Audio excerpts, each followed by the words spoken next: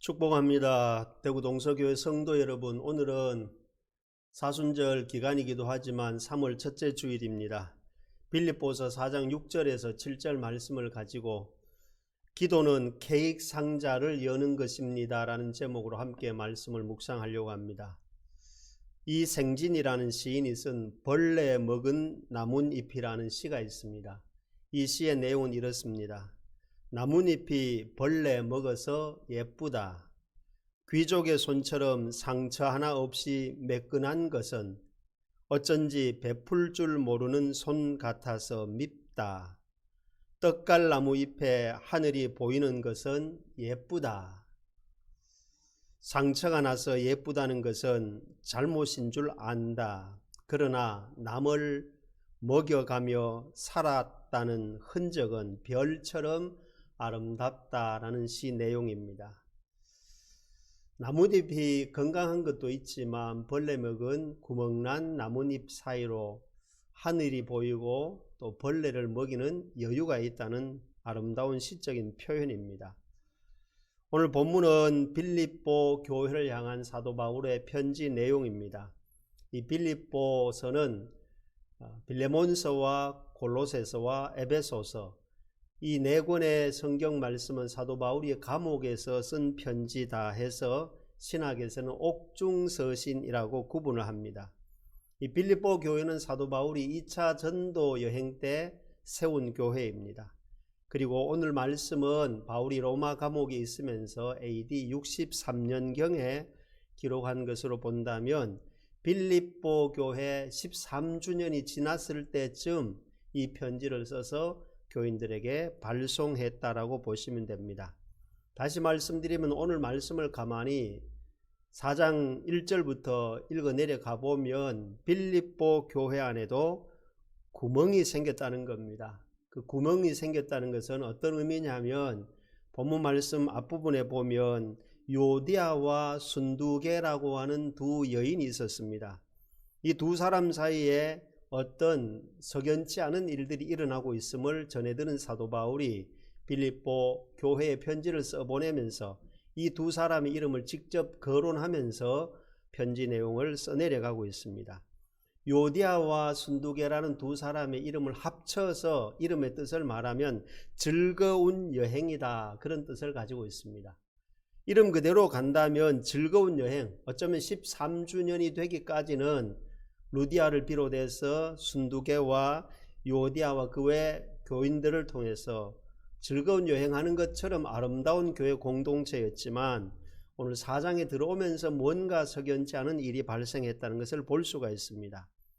2절 말씀에 보면은 한마음 여행사였습니다. 두 사람이 지금까지는 한마음이 되었고 한뜻으로 교회를 잘 섬기고 있었는데 두 사람이 어느 순간부터는 갈라지기 시작합니다. 그래서 저는 한마음 여행을 가지고 있던 이 두 사람 사이에 원인이 뭔지는 모르지만 갈림길 여행사로, 한마음 여행사가 아니라 갈림길 여행사로 마음이 바뀌어졌다는 것을 본문을 통해서 추론해 볼 수가 있습니다. 그래서 바울이 오늘 본문의 3절에 보면 어떻게 합니까?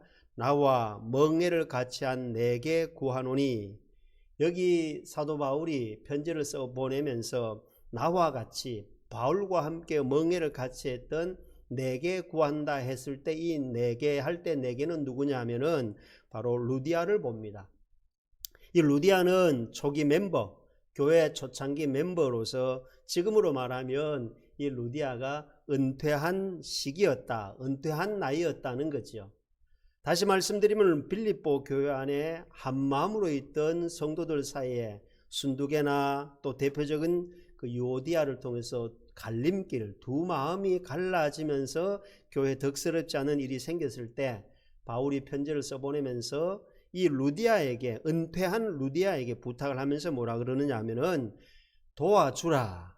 교회가 연합하도록, 두 사람 사이가 하나가 되도록, 교회가 갈림길이 아니라 교회가 13주년 되기까지 한마음 한뜻으로 살아왔던 것처럼 은퇴한 루디아가 이 빌립보 교회에 성도들이 하나가 될 수 있도록 도와주라는 이야기를 하고 있습니다. 여기에 빌립보서 4장에서 말씀하는 그 돕는다는 헬라 말의 의미가 어떤 의미가 있느냐면은 꼭 잡는다라는 뜻을 가지고 있습니다. 그리고 마음에 품어준다라는 의미를 가지고 있는 것이 바로 돕는다는 헬라 말의 의미라고 볼 수가 있습니다. 이 말씀을 통해서 본다면 오늘날 이 시대에 장수하는 시대가 되었습니다. 나이가 많아도 점점 고령화 사회가 되지만 교회는 은퇴 나이가 70세이지만 본문 말씀을 중심으로 본다면은 루디아처럼 은퇴한다 할지라도 나이가 들었다 할지라도 할 역할이 있다는 겁니다. 다시 말씀드리면 바울이 개인적으로 루디아에게 은퇴했다 할지라도 후배 교인들이 나중된 성도들 마음이 갈라지고 있을 때 은퇴하신 분이 그들의 손을 꼭 잡아주고 그들을 마음에 품어주면 교회가 아름다운 모습으로 공동체가 새롭게 아름다운 방향으로 나아갈 수 있다는 것을 말씀하면서 이 본문을 통해서 본다면 연세 드신 분들, 은퇴하신 분들도 교회의 연합을 위해서 교회가 하나됨을 위해서 손을 잡아주고 마음에 품어주는 모습으로 성도들을 도와줄 수 있는 좋은 역할을 할 수 있다는 사실을 기억하고 오늘 이 말씀을 듣는 42주년이 되는 대구 동서교회에 은퇴하신 분들에게 부탁합니다.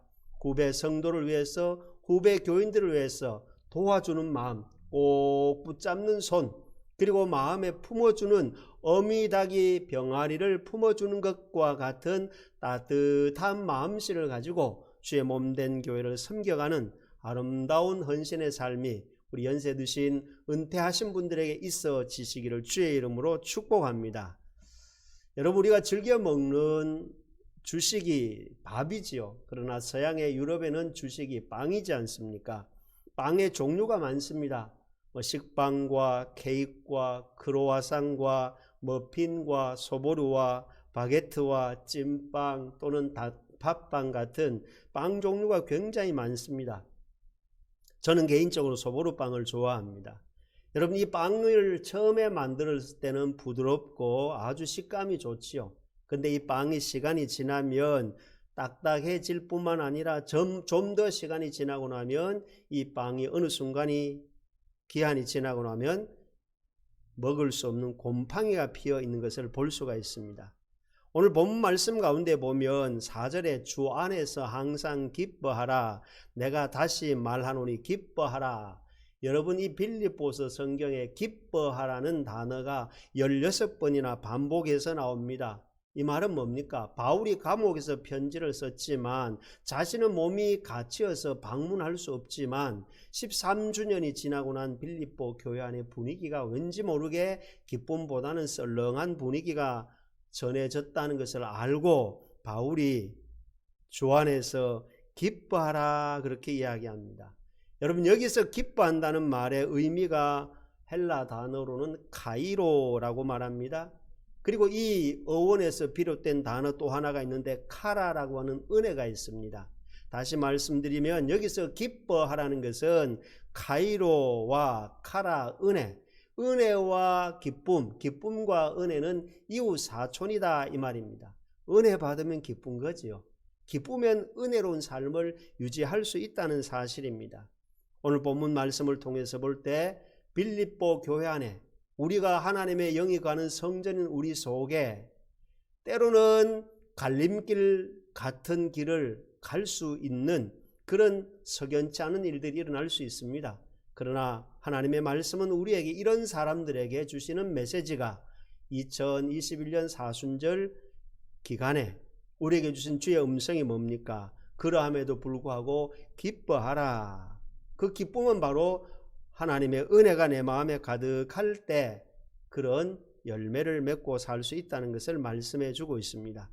사도행전에 나오는 말씀도 보면 특별히 2장에 이런 말씀이 있습니다. 날마다 마음을 같이하여 성전에 모이기를 힘쓰고 집에서 떡을 떼며 기쁨과 순전한 마음으로, 무엇으로요? 기쁨과 순전한 마음으로 초대교회가 그 사명을 잘 감당했다는 사실입니다.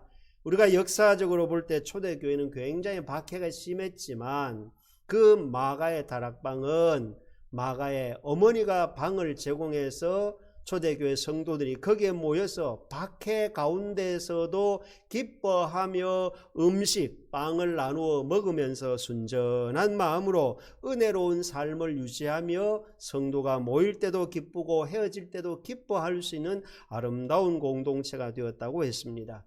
그렇습니다.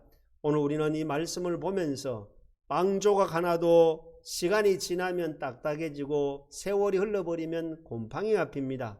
그러나 이것을 우리가 초대교회 성도들처럼 떡을 떼며 순전한 마음으로 우리가 함께 마음을 같이 한다면 곰팡이가 아니라 발효가 되고 또 다른 빵을 재생산해서 성도들이 마음으로 소통하며 영적으로 하나님과 교통할 수 있는 아름다운 은혜의 공동체가 된다는 사실을 기억하고 오늘 이 대구 동서교회 모든 성도들은 기쁨을 유통하는 은혜로운 삶이 내 마음에서부터 비롯될 수 있는 새로운 역사가 저와 여러분 가운데 일어날 수 있기를 예수님의 이름으로 축복합니다.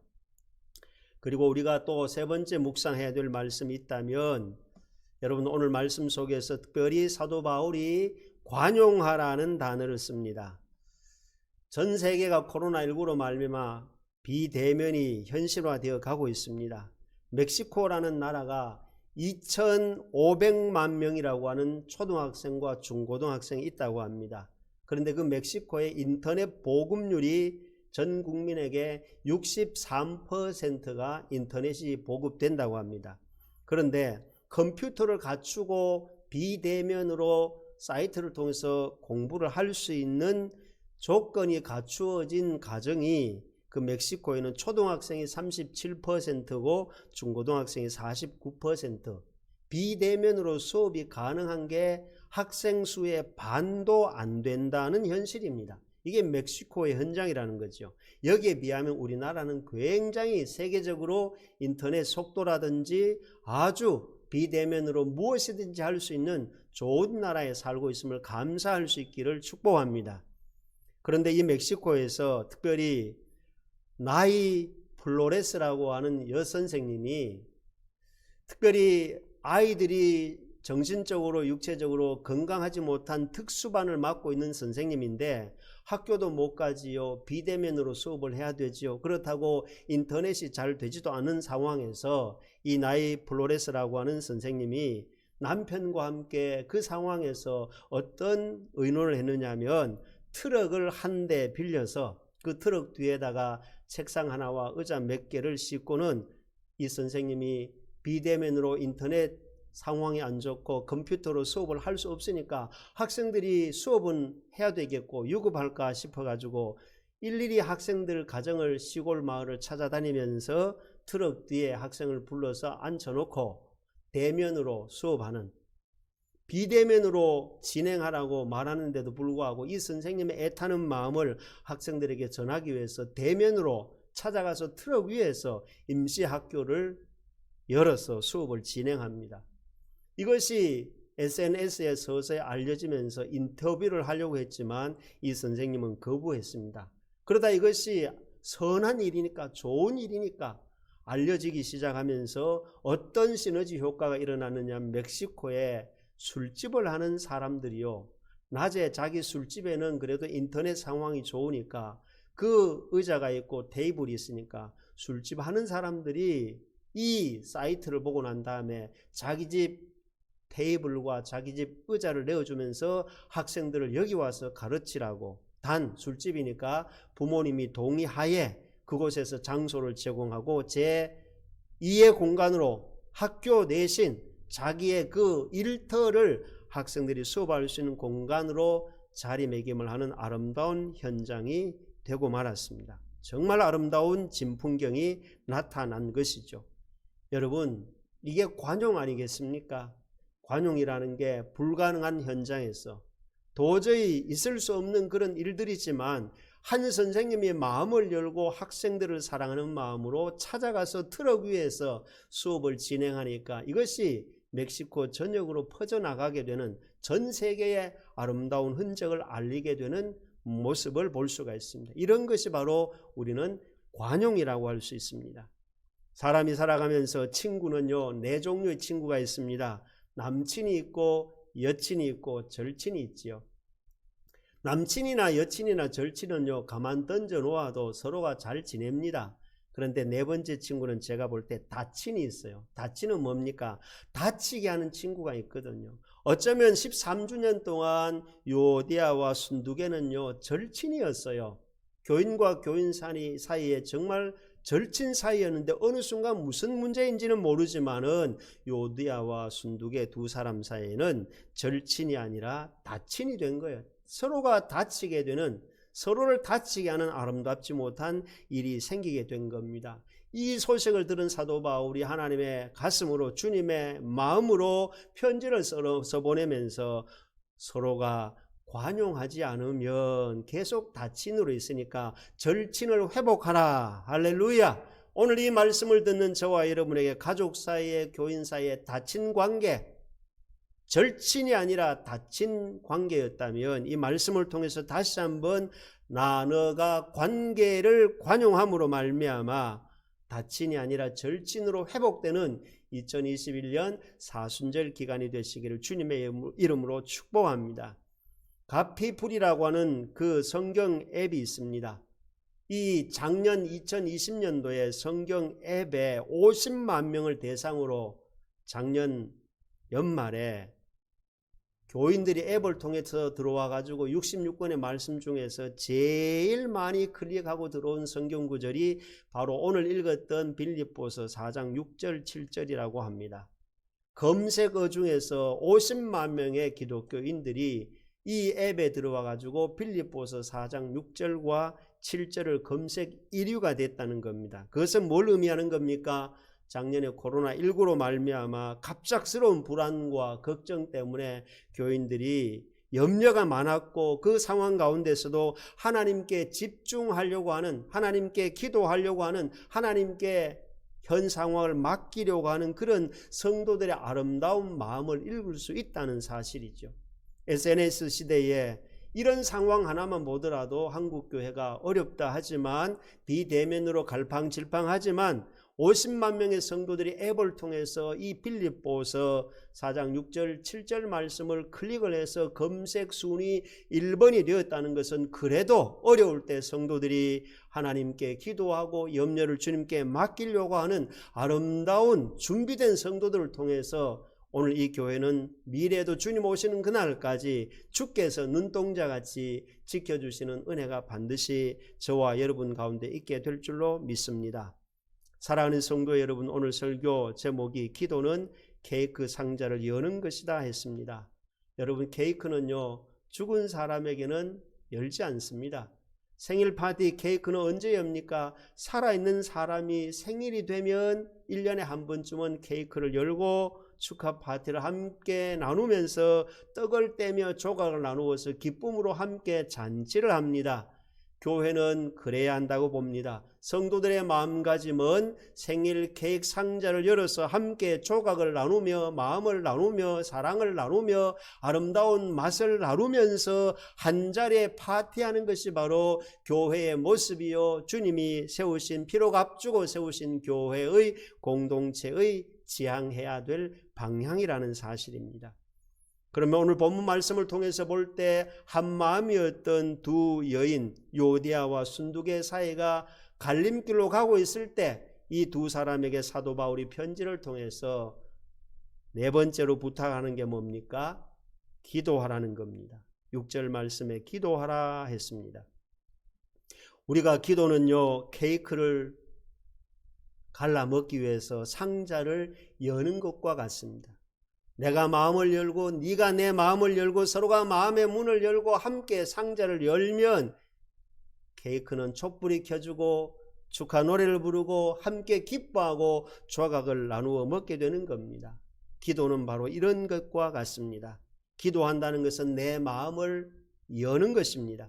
하나님께로 내 마음이 열려 있지만 진짜 기도는요 내가 너를 향한 닫힌 마음이 상대방을 향해서 열려질 때 갈라진 마음이었던 요디아와 순두개가 꼭 손을 잡는 것처럼 마음을 품어주는 것처럼 연합하는 것이 바로 기도하는 성도의 아름다운 태도라는 사실입니다. 그렇다면 우리가 기도할 때 신구약 성경에 많은 기도의 내용이 있지만 저는 오늘 여러분에게 좋은 팁을 하나 드리겠습니다. 내가 누군가를 위해서 중보 기도하고 싶을 때, 내가 요디아와 순두개처럼 한 마음이었다가 갈라진 마음이 마음에 들어와 있을 때 상대방을 위해서 다친 기도가 한마음 기도로 바뀌어질 수 있는 좋은 기도의 모델이 골로새서 1장 9절에서 12절에 나와 있습니다. 거기에 보면 이로써 우리도 듣던 날부터 너희를 위하여 기도하기를 그치지 아니하고 구하노니 너희로 하여금 모든 신령한 지혜와 총명의 하나님의 뜻을 아는 것으로 채우게 하시고 주께 합당하게 행하여 범사에 기쁘게 하고 모든 선한 일에 열매를 맺게 하시며 하나님을 아는 것에 자라가게 하시고 그의 영광의 힘을 따라 모든 능력으로 능하게 하시며 기쁨으로 모든 견딤과 오래 참음에 이르게 하시고 우리로 하여금 빛 가운데서 성도의 기업의 부분을 얻기에 합당하게 하신 아버지께 감사하게 하시기를 원하노라. 할렐루야.